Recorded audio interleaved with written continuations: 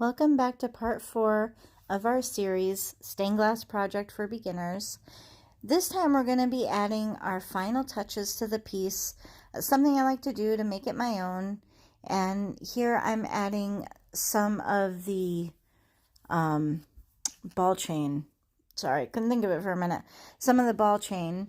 And you can get this at Hobby Lobby. You can order it online as well. I do offer this on my website. I'm waiting for it to come back in stock, and as soon as I have it in, I will let everybody know. But yes, this is a great way to kind of fix these edges. They were a little bit rough, and this is going to kind of smooth it out a little bit. And this is just a process that you have to take your time with. To me, this is the fun part. I really love just taking my time and just going about this slowly and adding my little, my own little thing to each piece. And hopefully this gives you a little bit of a better view. You don't want to over solder the ball chain. You want it, it's easy to do because you can cover the whole thing. You don't want to do that. You want to make sure that you can actually see it when it's done. So like I said, just take your time. I like to put on YouTube or a movie and just pick at this for a while. And then we're going to do a little bit more, but like I said, this is just kind of a way to help clean up those edges a little bit.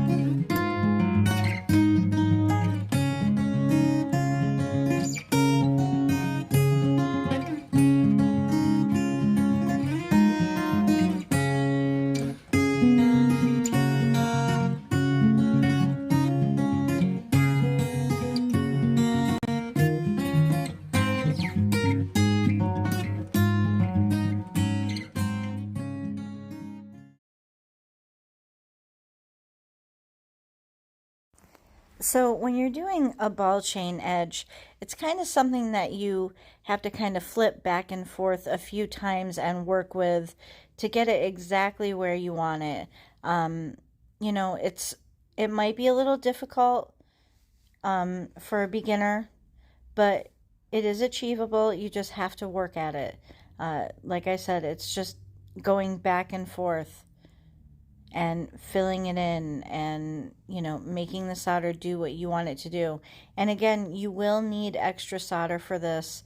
This is not part of the stained glass kit. Hobby Lobby does sell pounds of solder as well, or you can order that. I'm not sure what they go for online as opposed to Hobby Lobby. You'd have to look. But yeah, you're definitely going to need extra solder for this. And it's not that it takes a lot of solder with the ball chain edge. It's just that it takes patience and a lot of flipping back and forth and slowly filling. And like I said, it is achievable, and don't give up, just be patient.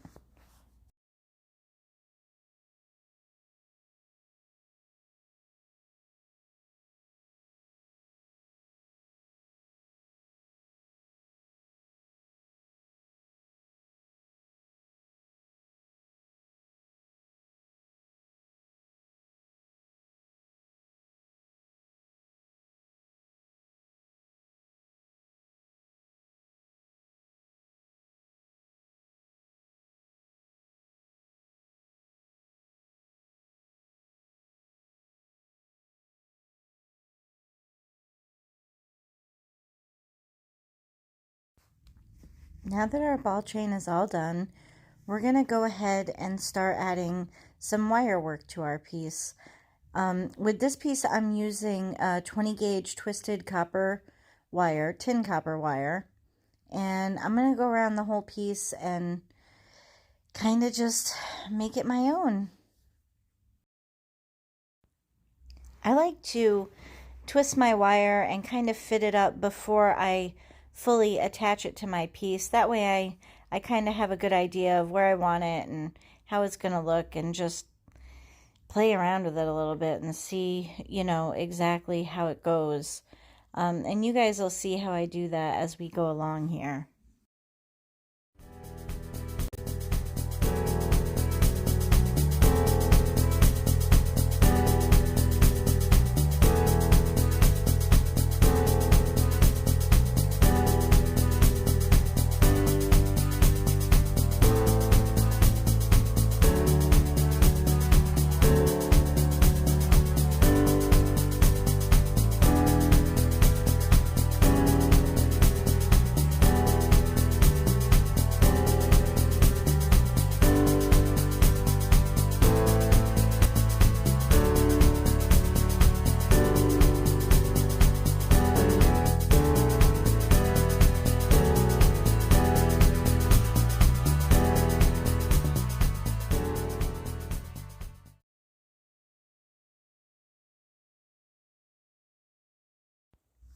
Be careful when you're tacking this down. You don't want to pull on your foil and have it lift off the edge or anything. You want to make sure it's a good solid tack, and the ball chain edging will help with that. It'll help you have something a little bit more bulky to tack it to. This is also why it's so important to make sure that you clean your glass thoroughly with alcohol before you foil. That way you won't really have a problem with the foil lifting off of your glass. However, if you don't clean it properly, that will happen.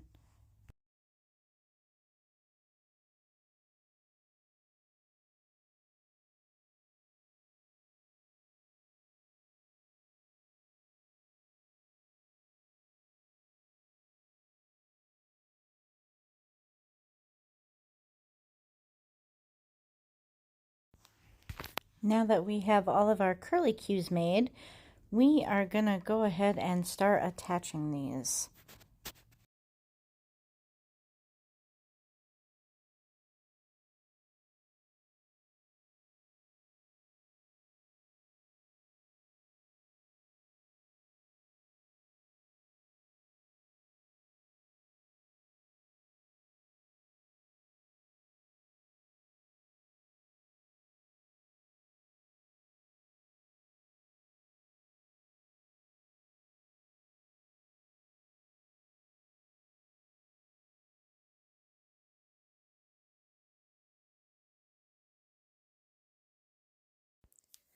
So now that we have all those attached, we are going to go ahead and get started on attaching our little, well, these are quartz. These are little quartz crystals that you can get these at Hobby Lobby. They have them at Michael's. You can order them online. But yeah, and that's what we're going to use to attach to our piece here and make this just a little bit nicer.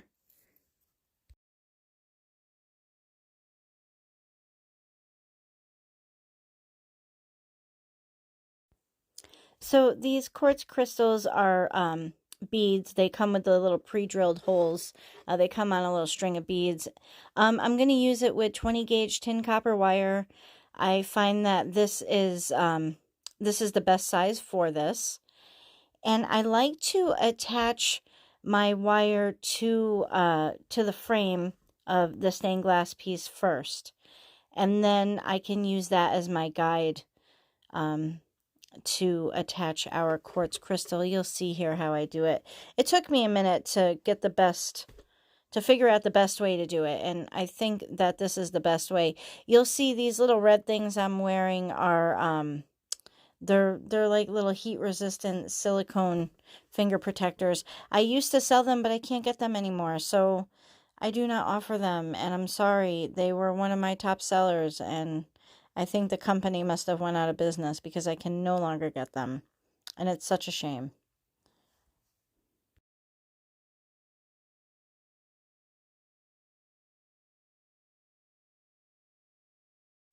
You see, I had to switch fingers with the thermal finger guards because I have to hold the wire and solder it down. And just so you know, when working with wire, it gets extremely hot, so you definitely want to be careful.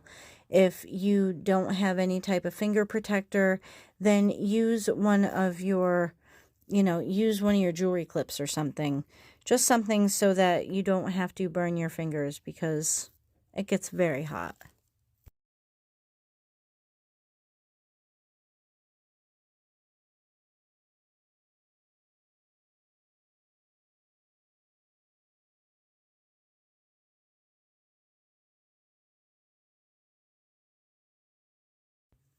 Right here, I'm trying to get a little solder gob down in the hole of the quartz so that it adds, extra stability to it. It holds it in place a little bit better so it doesn't move around so much. So you're going to have to, that's why I like the liquid flux as well, because it's going to get right down in there, and the solder gob should chase it right down. It works out pretty good.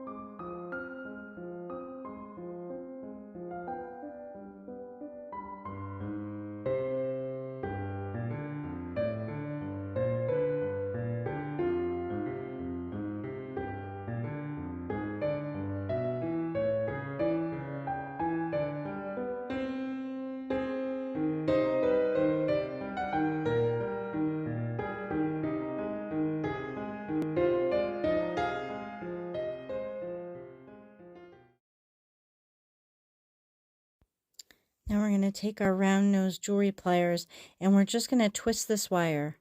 We're just going to twist it all the way down to the quartz crystal, and this is going to basically keep it attached to our piece, and it comes out really nice. I'm really happy with the way that it turns out. These are just some things I added to the piece to kind of bump it up a notch and make it our own. you guys can do, you know, of course, any way or any little added extra touch that you want to give. I would love to see everybody else's ideas, you know, see what you guys come up with if it's a little bit different than mine. If you guys do, I would love for you to go ahead and share your picture in the comments. I wonder if that's allowed. I'm not sure. On YouTube, I'm not sure. But I do have a Facebook page. You could go on over there and post it on my Facebook page, Renee Stained Glassworks. Now on to cleaning our piece, and I find the best soap to use over the counter anyway. You can buy soap for Flux to remove flux, but the best over the counter soap is the Dawn. And so we're just going to scrub. We're just going to scrub, scrub, scrub. And I do this a few times. And I use hot water and soap, and this is a sink that I do not wash my dishes in. I recommend that if you have an outside hose or you can use a bucket, I recommend you do that. It's not safe to wash your piece. It's got lead. You don't want to use it around food and around, you know, anything like that in your kitchen. So that's my advice to you. Again, this is a sink that we don't use for dishes or anything like that. And yeah, you're going to want to do this a few times.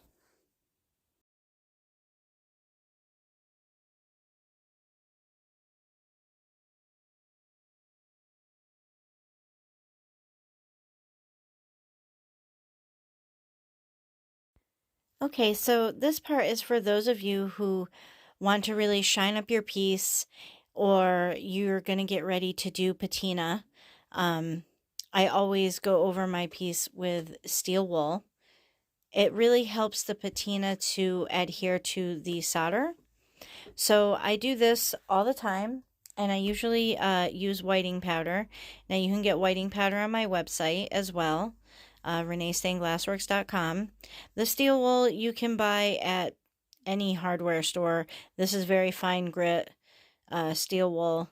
And so that's how I pretty much, that's this step. And then you can see I'm going to use the whiting powder. This really helps to get any type of flux residue off. It really buffs out your piece and gets it super clean. And again, this is available on my website, and so is the brush I'm using.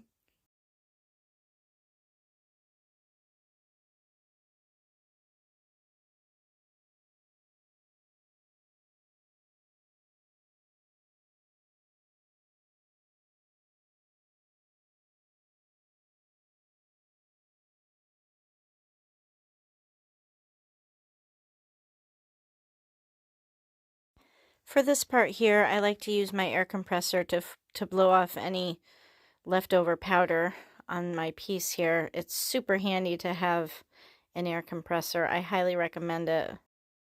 I also recommend wearing a mask and using the whiting powder in a very ventilated area.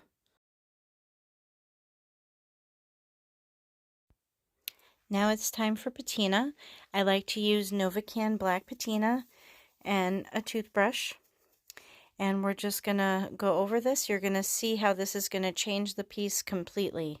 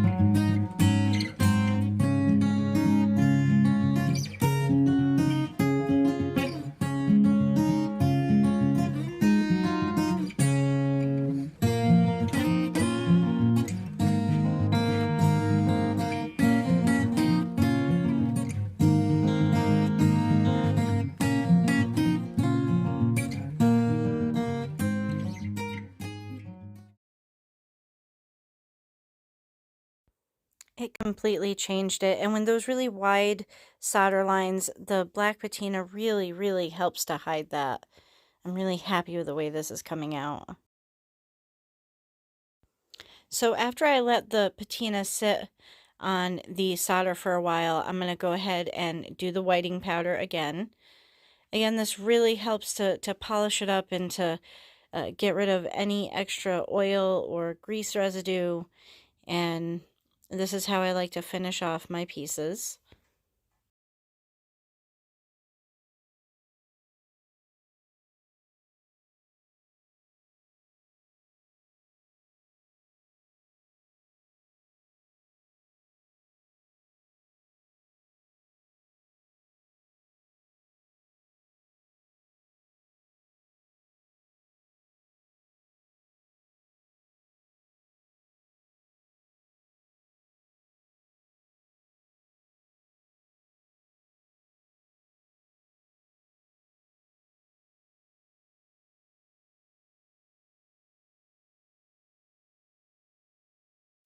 You can see it takes a little extra work with the wire work in there to clean under each piece and just make it look really nice, but it's totally worth it in the end. It's worth all the extra work.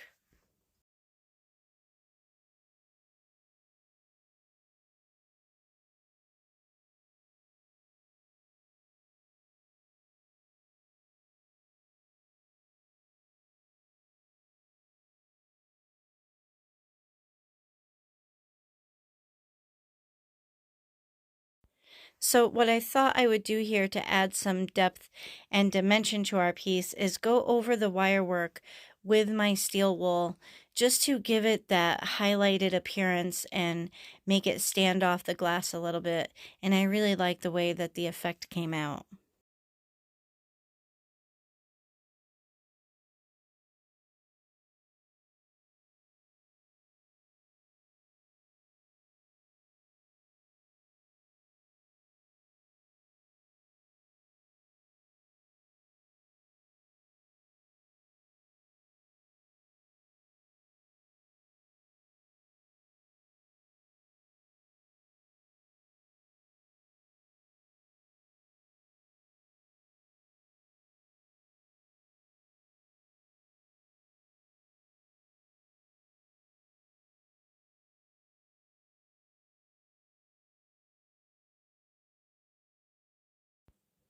And if I see streaky spots on my glass or anything like that, I'm going to go over it again with the whiting powder to help clear that off. And I love the air compressor. It makes it so much easier. So again, this is a lot of back and forth. It's a lot of work, but it's absolutely worth it. I know it seems a little bit tedious, and you don't have to get this involved with it if you don't want. I really like adding the little extras to my pieces. And now I'm going to come back through and clean up my quartz crystals here with some alcohol pads. It seems to work really good, and they clean up nicely. They got a little coloring on them from the patina, but they cleaned up really nicely like this.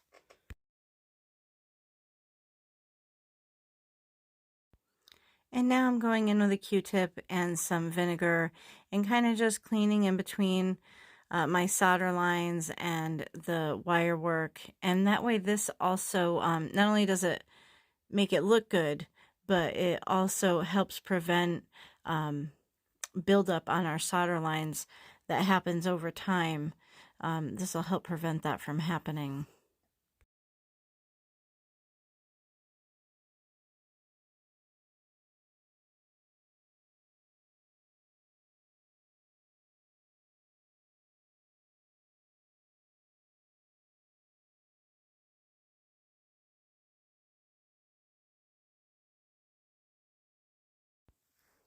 So I'm looking at attaching our star here, and I just don't like the way that star came out. So you can see that I have some other options that I'm probably going to go with, but I just want to show you guys how it'll look if you do use the star. But I'm not going to do that. This is a Swarovski birthstone crystal that could be attached. to kind of personalize it a little bit more. And these are more quartz crystals.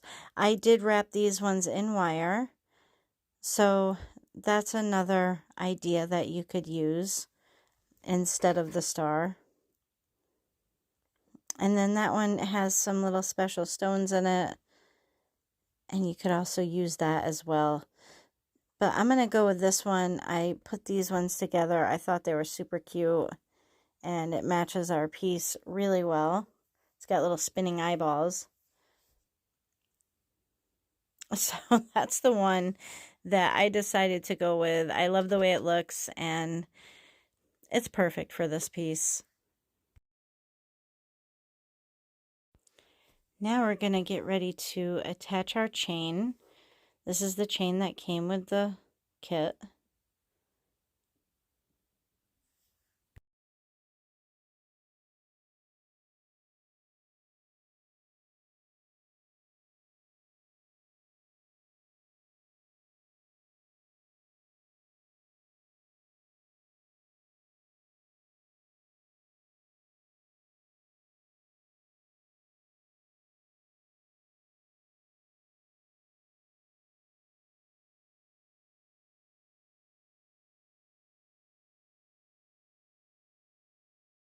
So here it is. Here's our finished piece. I really love the way that this came out. I love all the little extras we did, especially with not being able to grind anything. I think that this came out great, and I hope that this was a really good beginner project for those of you that are just getting started in stained glass and trying to decide if this is something that you want to do. Please don't forget to like and subscribe and share this video with others. And thank you all so much for watching.